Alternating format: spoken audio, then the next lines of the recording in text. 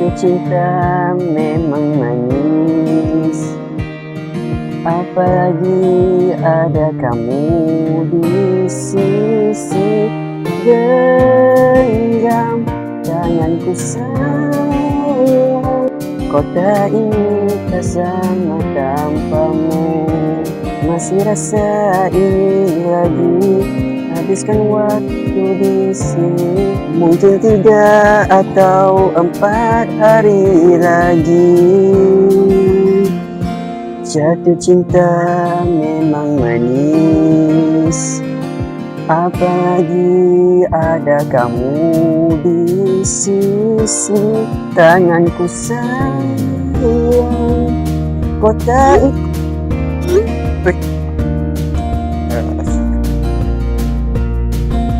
Aduh, kacau mu aku dah notification ni. Benda Zamir tu ni. Gambar blue. Ush, banyak jatuh. Serabut guna tadi, belok lah. Tapi sebelum belok tu lalu tu gambar-gambar ni buat bekal. Baik aku tengok marketplace. Ada benda dalam marketplace ni. Oh, banyak. Power kat telefon ni. Aku kena ambil lah, kena beli. Ni lah, ujak mesej lah.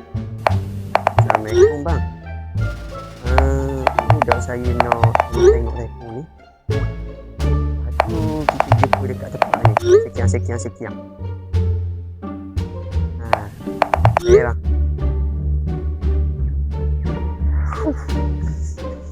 Telefon baru.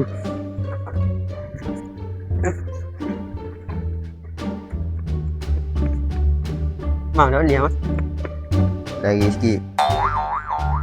Ni tangan aku kan director.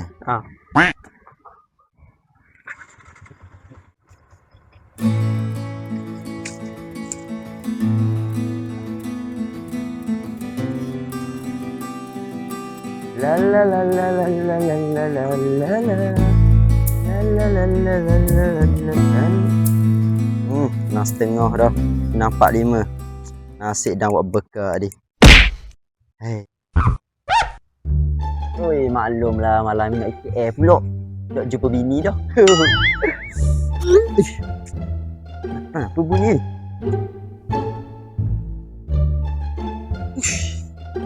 Ada orang nak beli barang aku, Mat. Mantap. Assalamualaikum bang. Boleh tak saya nak jumpa abang tempat sekian? Wassalam dek. Boleh lah dek. Abang pun baru lepas siap bekal ni. Kita jumpa kat depan tandah lah. Sedap sikit borok situ.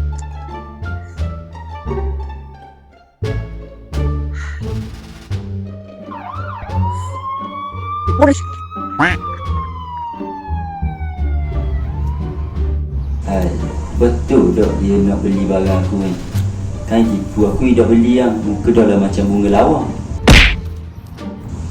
Mampu kalau tipu barang aku ni. Muka dah lagi tu.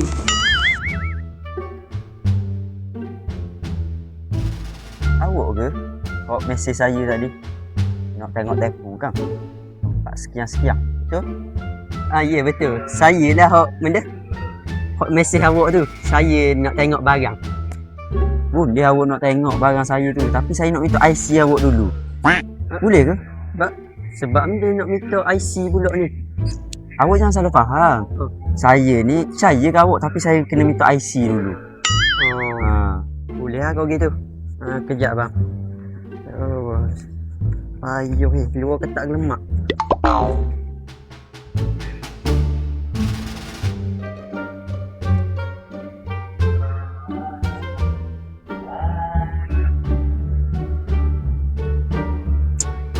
Muhammad Husaini bin Husai? Ya betul saya. Awak disyaki membunuh.